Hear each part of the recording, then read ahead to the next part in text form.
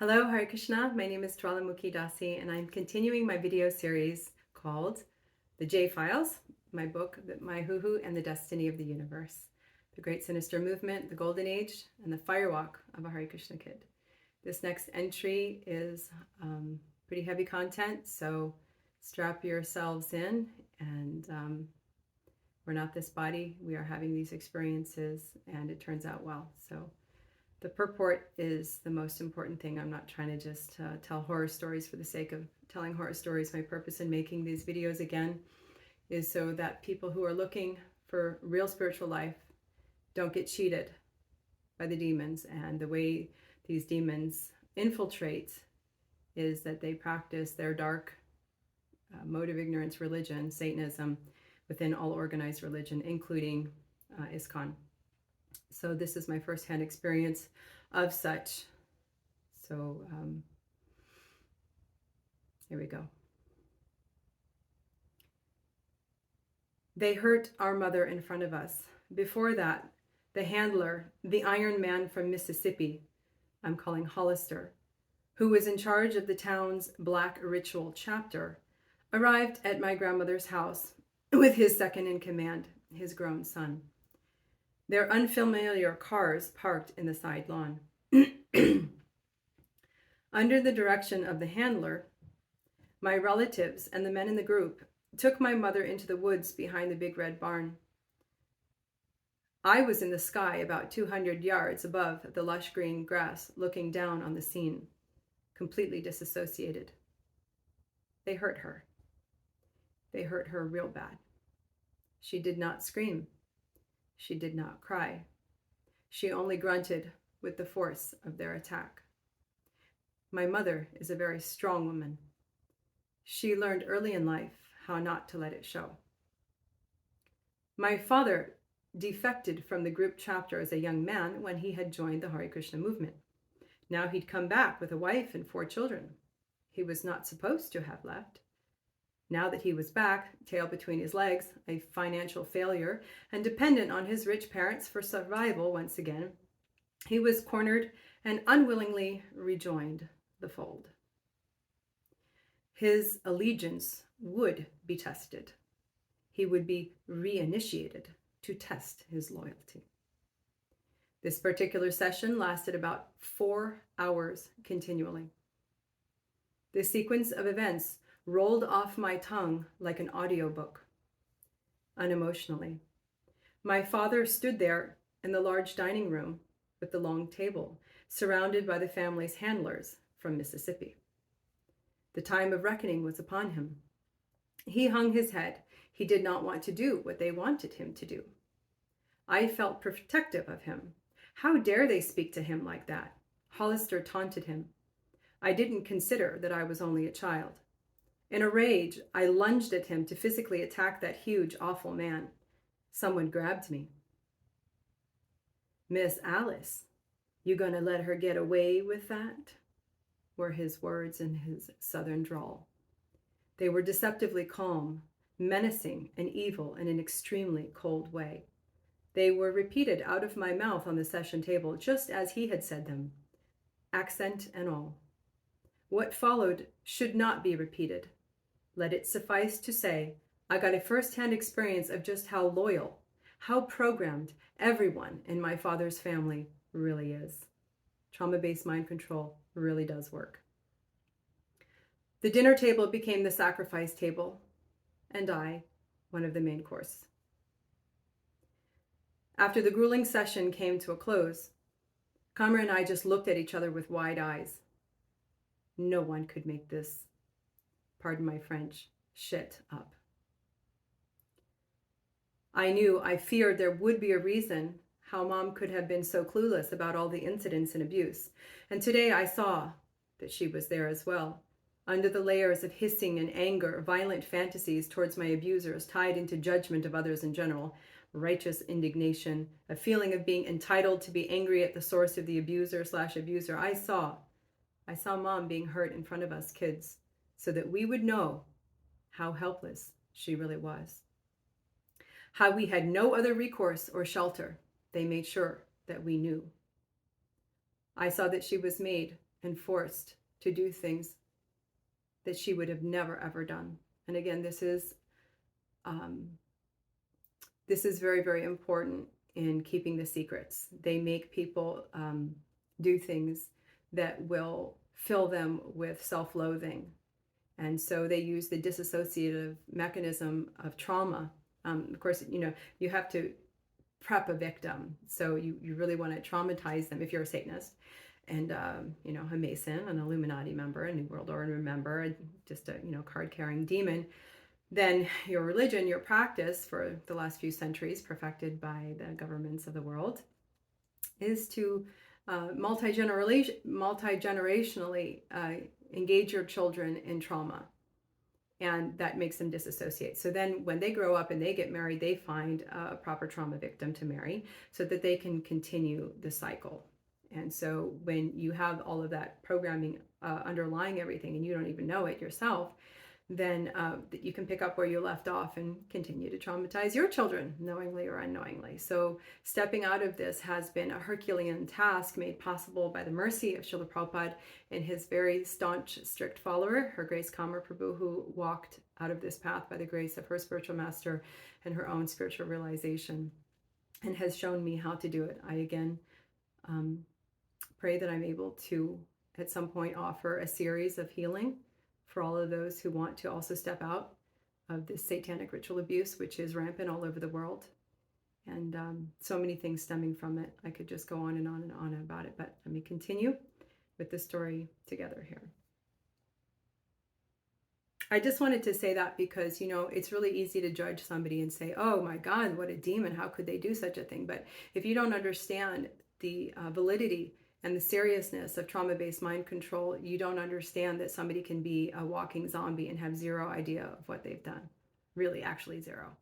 People don't get that who haven't had any reference for it. And it's pretty scary, but it's legitimate and it's real, and you can spend your time researching it if you really want to. But the human mind and the human body are ultimately a material machine, and we can reclaim power over the programming in the material machine, the mechanisms of our mind and our brain that have been misused by the demons through superior connection, through yoga, through practice, through surrender to Krishna, which trumps everything else.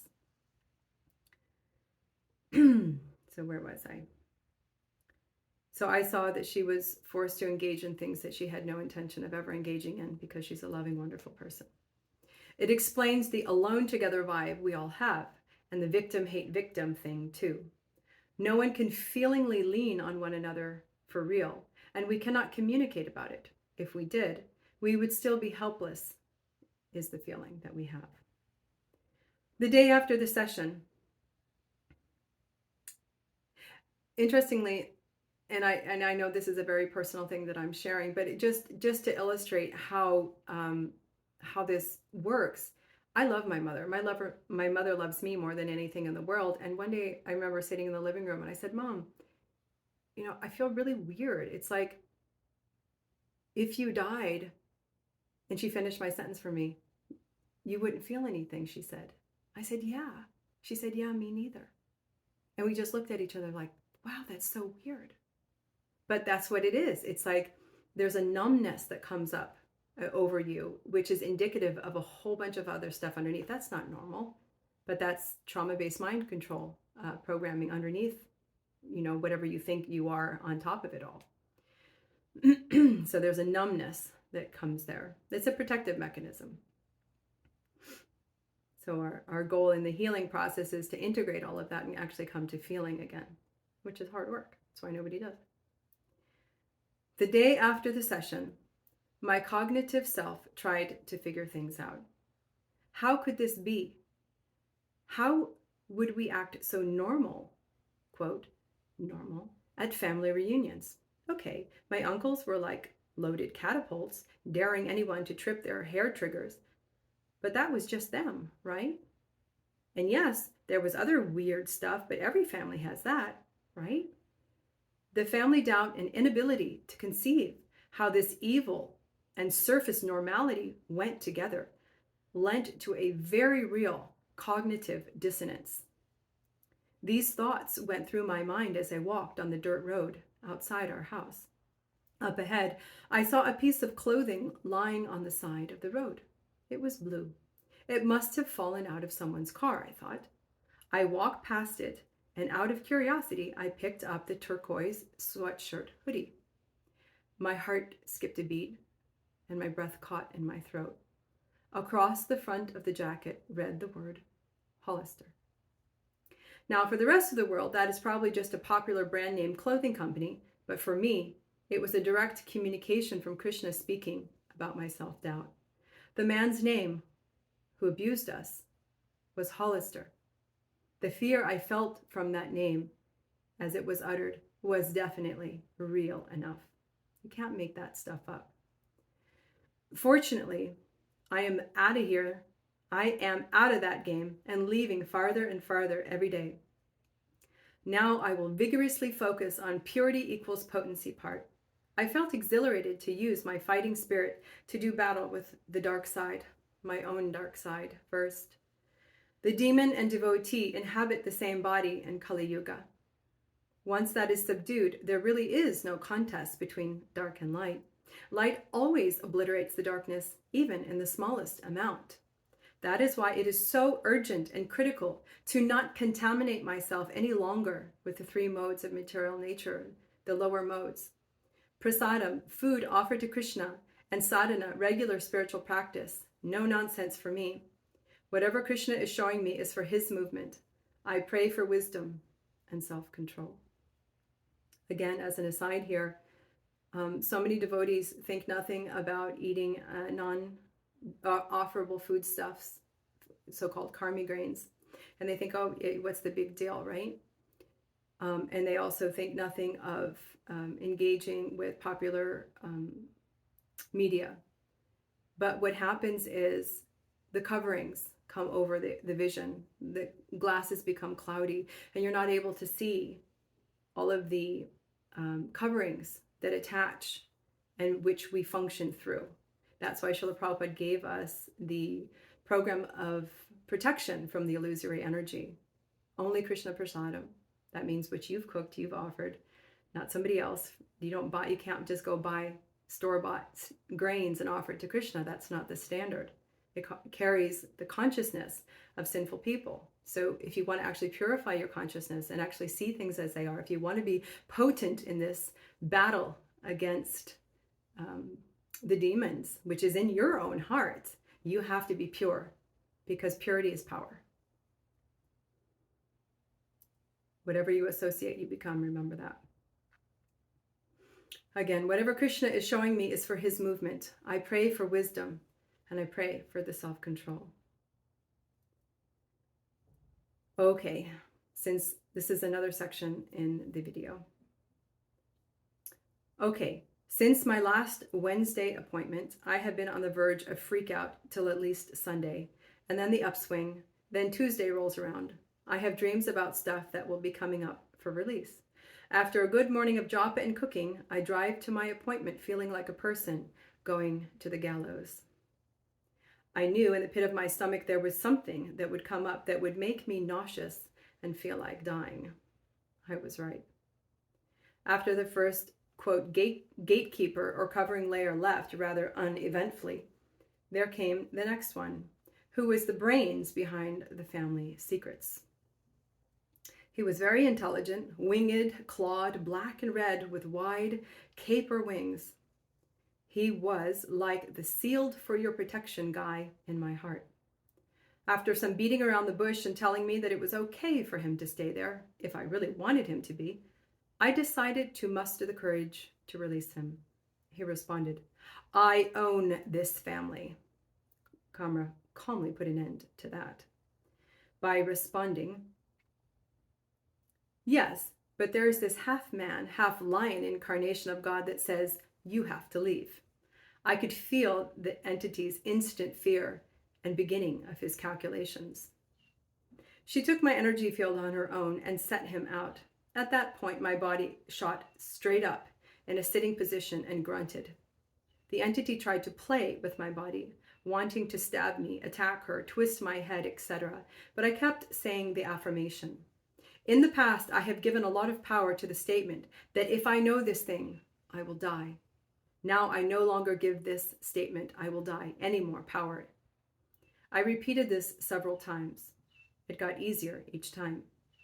Kamra told me that the hosts of angels were certainly rejoicing, and I felt the word release and felt tiny air bubbles all throughout my energy field as that entity departed from my body. Then came the sadness. Then came the memory. Then came the tears. I'm using placeholder names here, so for obvious reasons. So I'm calling. I'm using a name as a placeholder here. I've always remembered her death as an accident. Beth was my friend. She was half black, half white, totally beautiful, and full of life at the age of 4. Vivacious and spunky. I was 6. It was Janmashtami Day, Krishna's birthday. A relative, in his twisted way, thought it would be an auspicious day to die. Vomit, vomit, vomit. The continuous memory I have is of me standing at the edge of the pool, looking down at her, looking down at her body at the bottom of the pool. I don't remember how or why I came to stand exactly on that spot at the deep end, leaving my mother, leaving the festivities and my other friends behind. I felt compelled. I went off alone, slipping into the almost closed wooden pool gate and walking directly there, as if inexorably drawn. Dispassionately, my legs rooted me to the concrete. I stare into the slightly rippling, clear water. A woman and her child are swimming in the shallow end. I say quietly, Beth's dress is at the bottom of the pool. She says, "Don't say that, you're scaring me." I wait a few minutes, looking back at her rubbery-looking body at the bottom of the pool and repeat to myself. The woman walks over, screams, and then her husband comes running from somewhere, jumps in with his shoes on, and brings Beth's body up to the surface. Her limbs are bloated and slippery-looking, like blubber on a dolphin, completely limp as they carried her flopping body towards the diving board to lay her out flat.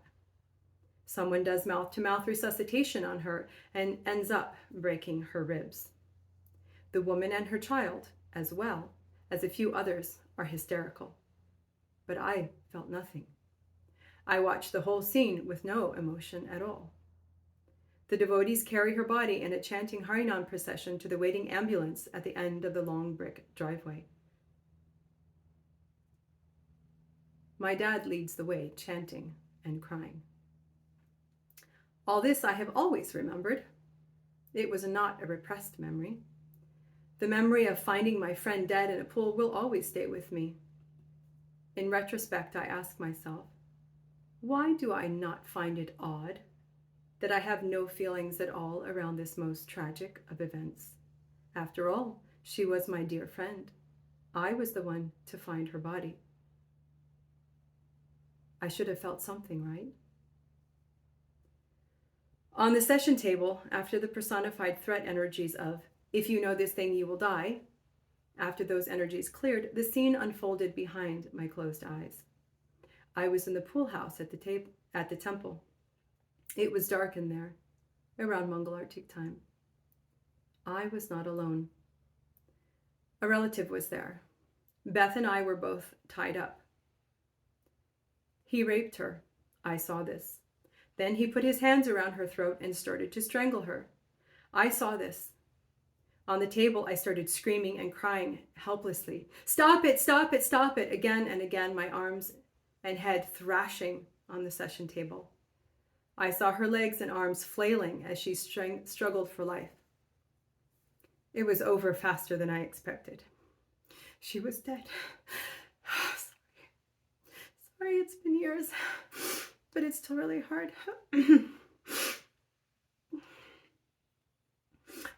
I went limp too, not breathing. I was staring without seeing on Kamra's table. Funny how long I can go without inhaling air. I just floated, completely disassociated. Professionals call it disassociation. It felt like nothing, but it felt safe. I didn't see what happened after that, but I knew that if I told anyone, I would be next.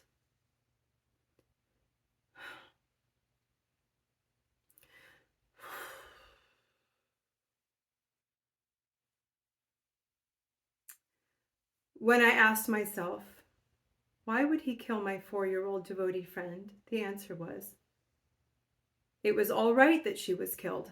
Sacrificed was how he looked at it, because she was half black, and it was her fault because she, quote, made him want to have sex with her. She seduced him.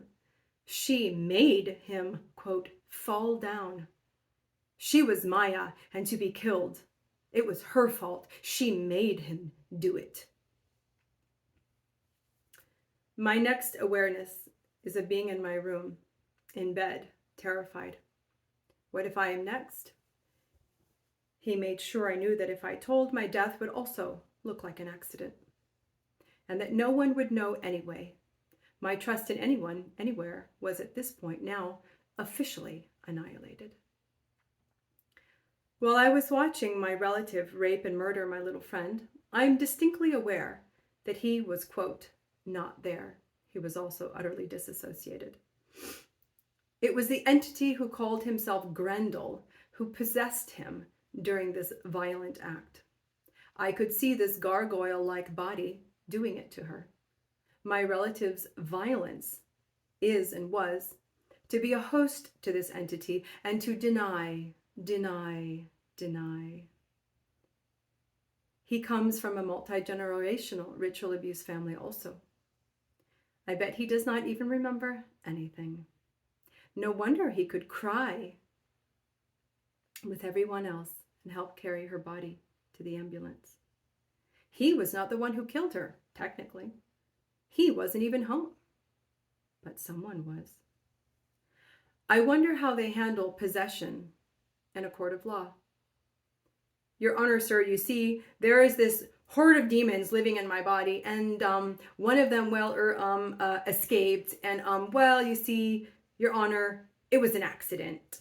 I won't let it happen again. Until the next time. Great, you're one of us. You understand. Thank you. Phew, what a relief. Good old boys, Masons. I'll just walk off scot-free now while the courts and others in our loyal group protect upstanding falsely accused poor religious men like myself. False memory syndrome, ki jai. Thank God for the False Memory Syndrome Foundation, backed by unlimited money and the mass media. It wouldn't do for the sheeples, the hordes of fluoride guzzling, chemtrail breathing, vaccine demanders, and mass media worshippers to bother their tiny brains with our lofty higher purposes for their own welfare, the greater good. Now would it? After all, we are going to reduce their useless feeder population to more than half anyway, for their own good, with social engineering, wonderful new vaccines that they will demand themselves, and they will vote with their, quote, freedoms. Choice. We are oppressed women. We have choices, You can't take away our freedoms. Where would we be without them? Just a backward society. We are making advancement now. We can have sex with anything that walks, or not, and even marry it. Thank you so much. What shall we do with the line progeny? Great! I'll see you at the next ritual. Oh, wait, what was I saying? Do you remember anything? Wait, where am I? I'll just go home now and pretend this never happened. Don't remind me, because if you do, you're crazy, offensive, and you may have an accident soon. I apologize for my dark humor. It keeps me sane. The whole material world is, after all, a reformatory institution full of criminals. Some have a first-class cell, others have solitary confinement, but I'm just visiting. I got paroled for good behavior by Srila Prabhupada's grace. Some saint put in a good word with authorities for me many lifetimes ago. You see, after billions of years, I figured out there is nothing worth here fighting over anymore. It's all useless, except for the association of the pure devotee. There is no gold here. You can keep it all that you've killed. I've even forgiven you, so you don't have to stay here and duke it out. So I don't have to stay here and duke it out for another round. Good luck. Enjoy your spoils. God bless. I'm out of here. I find it significant that I'm so equipoised after this memory was uncovered. It is unspeakably horrible. It seems like what I was experiencing before, the awesome, terrible fear, was worse than the knowingness of this horrific act. I feel physical relief in my body now. The mind programming to stay quiet and the fear associated with letting go, letting myself go there, took a lot more energy than speaking the truth and admitting it to myself. It seems that is why I have kept myself in such a scattered and powerless state my whole life, so that I didn't have to look. I'm quite easily able to accept the fact that my relative could very well have been one of the handful of men I saw standing in the circle around my other friend that night at the industrial park as he was made to drink poison. Seems murder is a much greater thrill than sex and rape. They are all zip files of ghouls and are all but dead inside. They need very gross forms of stimulation to feel anything at all. They gain power from it.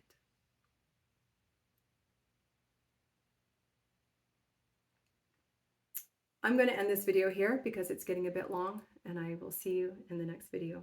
Thank you for your attention. Hare Krishna.